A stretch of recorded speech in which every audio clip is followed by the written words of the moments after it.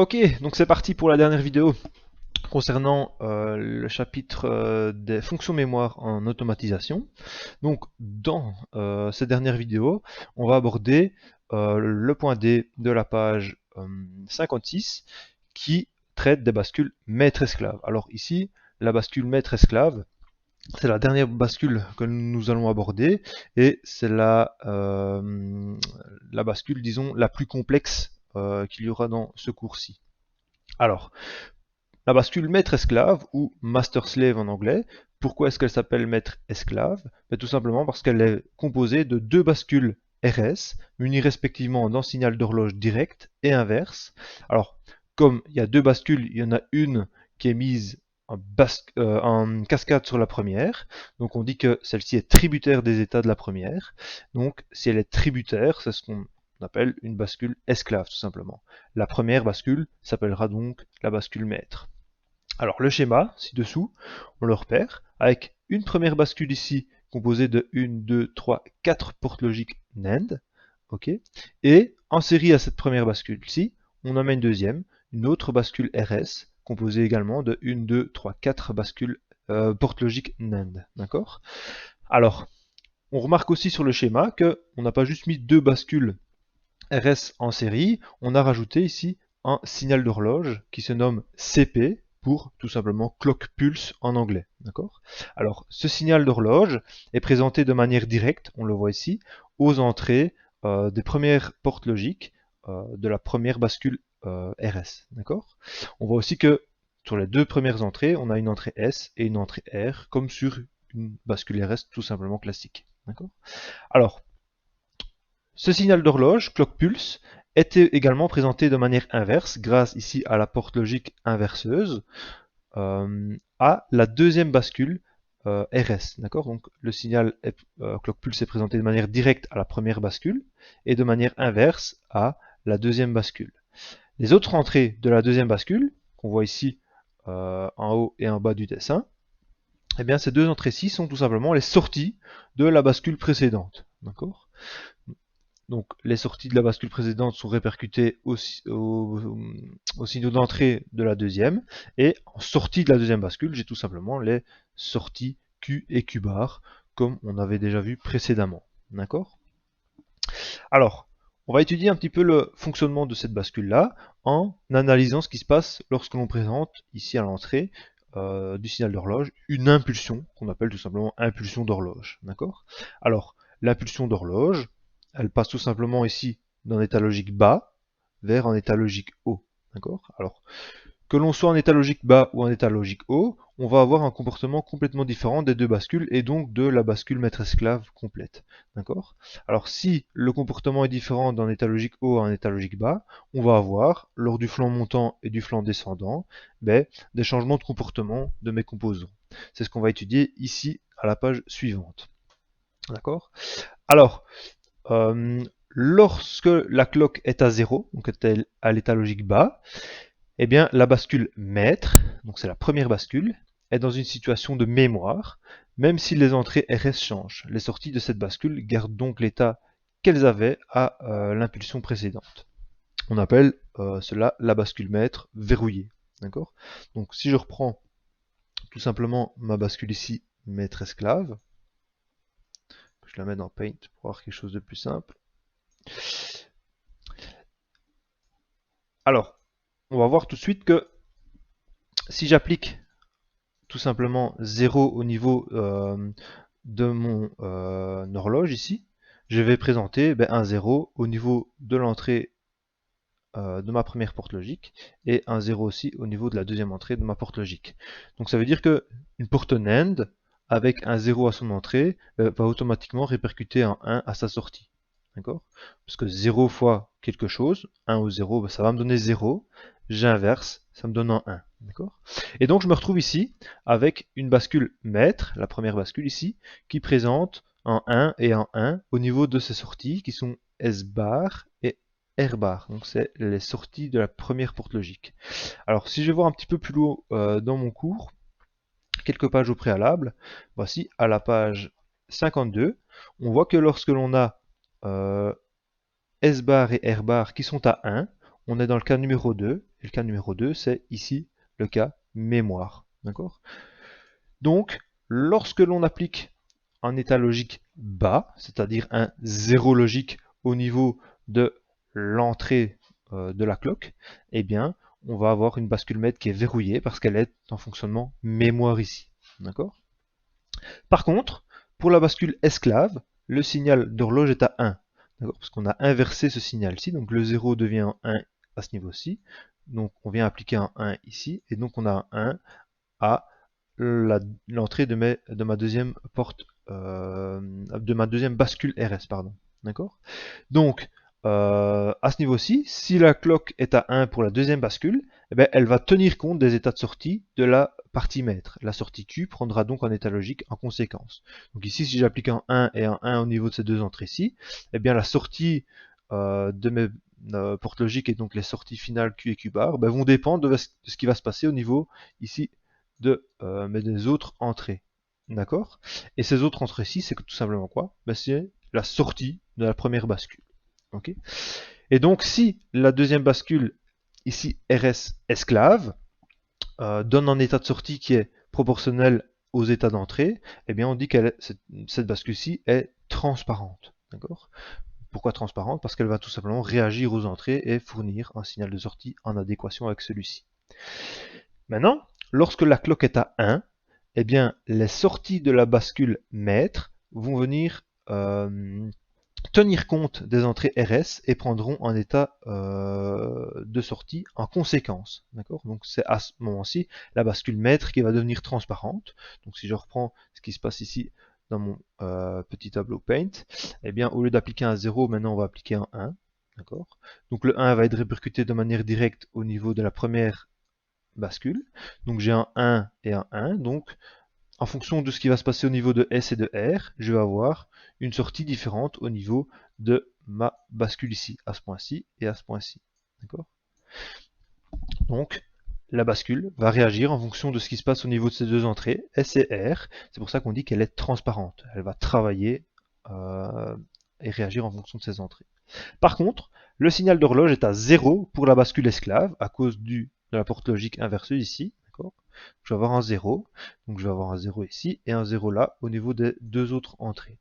Alors, de nouveau, je me retrouve avec des NAND, des portes NAND qui ont un 0 à leur entrée, donc je vais automatiquement avoir un 1 au niveau de la sortie.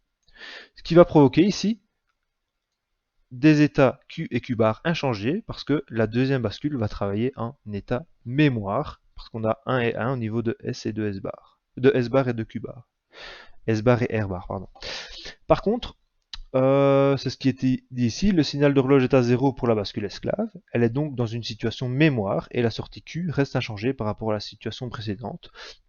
Donc si la deuxième bascule ici esclave ne réagit pas en fonction des entrées qui sont présentées au niveau de S et de R, eh bien ça veut dire qu'elle est verrouillée, donc la bascule esclave est verrouillée. D'accord? Alors, au niveau des conclusions qu'on peut faire, on peut dire que la bascule maître sera sensible au flanc montant et la bascule esclave sera sensible au flanc descendant. Alors ça veut dire quoi? Eh bien c'est tout simplement lorsque la bascule va passer de l'état verrouillé à l'état transparent. Alors quand est-ce que la bascule maître passe de l'état verrouillé à l'état transparent ou alors à l'état de travail, on peut dire, hein? Eh bien c'est tout simplement lorsque la clock va passer de 0 ici, où la bascule est verrouillée, et qu'on va passer à l'état 1, clock 1, où la bascule maître passe de transparente. D'accord? Donc lors du flanc montant, si je reprends la page précédente, lors du flanc montant, le signal de clock va passer de 0 à l'état logique 1, d'accord? Et lorsqu'on le passe de 0 à l'état logique 1, eh bien la bascule maître passe de l'état verrouillé à l'état transparent, d'accord? Donc on va avoir l'état 2 qui s'enclenche, c'est pour ça qu'on a ici l'état 2. Et la bascule esclave va passer de l'état transparent à l'état verrouillé, ici qui est l'état 1. D'accord? Donc aussi, on va avoir le 1 présent dans le flanc montant. Alors, pourquoi est-ce qu'il y a une séparation? Eh bien, on va le voir juste après. Avant, on va expliquer le flanc descendant. Alors, lors du flanc descendant, ben, la clock va passer de l'état logique haut, de 1, à 0. D'accord? Alors lorsque je passe de l'état logique 1, de la cloque à 1, eh bien la bascule maître est en transparence, elle va passer en état verrouillé, parce que j'ai la cloque à 0 ici. Donc elle va activer l'état 3, qui est le verrouillage de la bascule maître. Donc dès qu'on passe au flanc descendant, la bascule maître se verrouille. Et on a également ici la bascule esclave qui est verrouillée, qui va passer à un état transparent. Donc l'état 4 ici va s'activer. Donc la bascule esclave va passer aussi transparente. D'accord?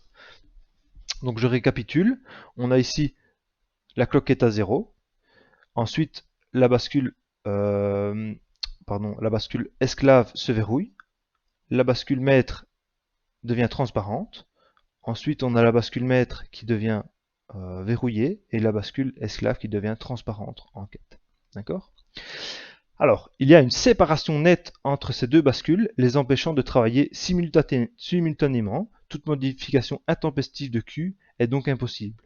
En fait, le but de cette bascule-ci, c'est qu'on a une séparation et qu'on ait une séparation entre les entrées et les sorties, et que le changement des sorties ici se fasse en deux temps par rapport au changement d'entrée. Je m'explique. Par exemple, on va venir changer ici les entrées. Eh bien, il faut que la bascule maître réagisse, d'accord, à ces deux entrées-ci, R et S.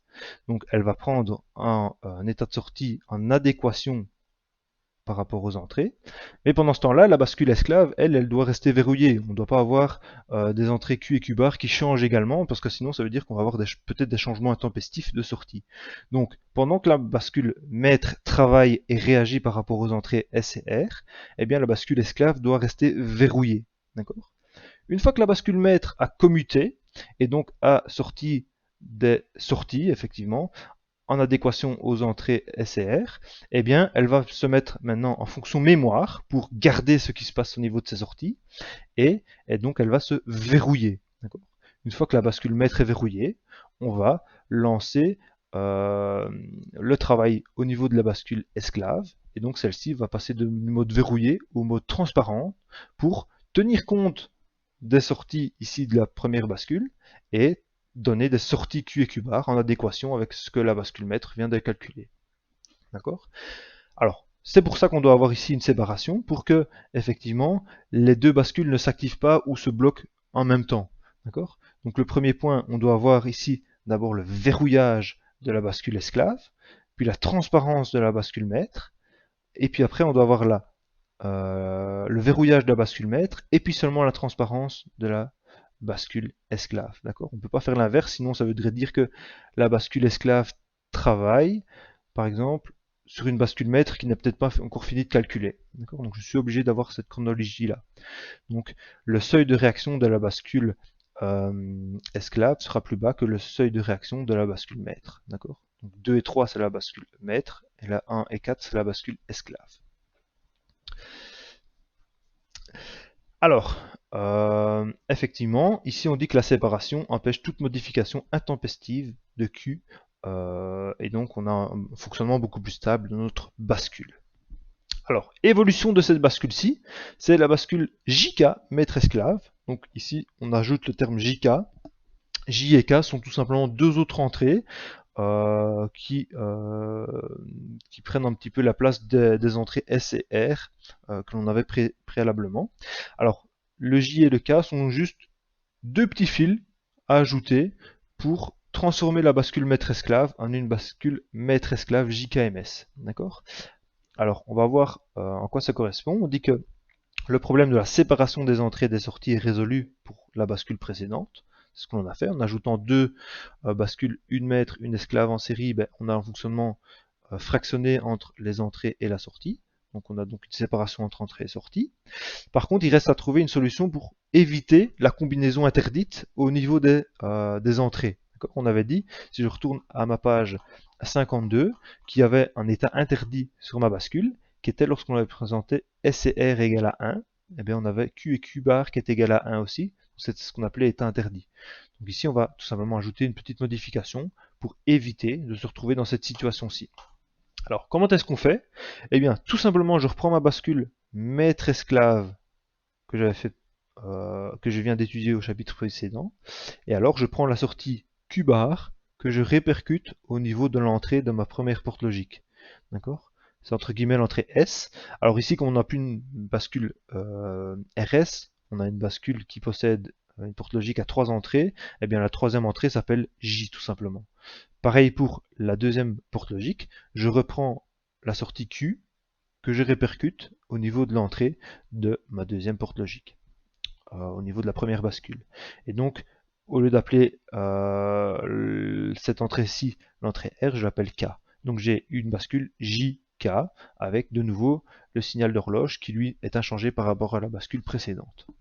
J'ai juste rajouté un fil qui relie Q bar à l'entrée de la première porte logique et Q à l'entrée de la deuxième porte logique. Et ça permet d'éviter l'état interdit sur ces entrées. Alors, étude du basculement. Alors, suivant les 4 combinaisons des états J et K, on pourrait refaire l'étude du basculement pour chacun des cas. Ça va être relativement long et fastidieux. Donc ici, on vous met le petit résumé du fonctionnement de cette bascule JKMS. D'accord. Alors, on dit que J égale K égale 0. Donc, quand J est identique à K est identique à l'état logique bas, eh bien, quels que soient les états de l'horloge, la bascule JK reste dans l'état antérieur, donc elle ne bouge pas. Maintenant, quand J égale K égale 1, ben, à chaque apparition d'horloge, donc à chaque apparition, on entend par là un flanc montant et un flanc descendant, il faut que le signal d'horloge soit apparu en entièreté, d'accord? Eh bien, la bascule commute dans l'état opposé. Alors, il faut donc 2 alternances consécutives d'horloge pour que la fonction revienne dans son état initial. Forcément, si j'ai un signal d'horloge complet qui fait basculer dans l'état opposé, eh bien, il faut 2 signaux d'horloge pour faire de nouveau basculer vers l'état initial. Cette fonction est ce qu'on appelle un diviseur de fréquence d'horloge. Alors, troisième cas, c'est lorsque J égale 1 et K égale à 0, ou lorsque J égale 0 et K égale à 1. Donc en fait, quand les deux entrées sont en état opposé. Alors, à ce moment-là, on dit que la fonction va basculer, donc la sortie Q changera, si Q est différent de J, et la sortie Q restera inerte, donc identique, si Q est égal à J. Okay. Alors ça paraît un petit peu compliqué à première vue. Regardons ce qui se passe au niveau du chronogramme. Donc ici, on vous présente un petit chronogramme avec un signal d'horloge qui présente un signal sous forme d'impulsion, d'accord, à une certaine fréquence. Une entrée J sur laquelle je vais aussi répercuter des impulsions. Et une entrée K où j'ai également des impulsions mais décalées par rapport à J. Donc ce sont tout simplement des signaux qui arrivent au niveau des deux entrées J et K, suivant cette forme-ci. Okay. Et la sortie Q, on va voir comment elle réagit. Au départ, on va la considérer à l'état logique O. D'accord. Alors, je rappelle juste que on a un basculement de notre sortie. Si je reprends la bascule, même la bascule ici, maître-esclave, elle reste toute simple. Les sorties Q et Q bar vont changer en fonction des entrées S et R lorsque l'on aura appliqué un signal complet d'horloge, parce qu'il faut avoir un flanc montant et puis un flanc descendant. Ça se passe en 2 temps, le flanc montant et le flanc descendant. Donc, j'applique les entrées S et R, et puis j'ai le flanc montant, le flanc descendant, et puis seulement les sorties Q et Q bar sont changées. Donc ça se passe en 2 temps, il faut une impulsion complète d'horloge pour changer. C'est le même principe pour la bascule JK.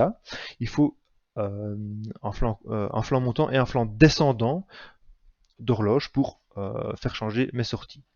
Alors par exemple ici, je vais reprendre sur Paint comme ceci, je pourrais mettre un couleur.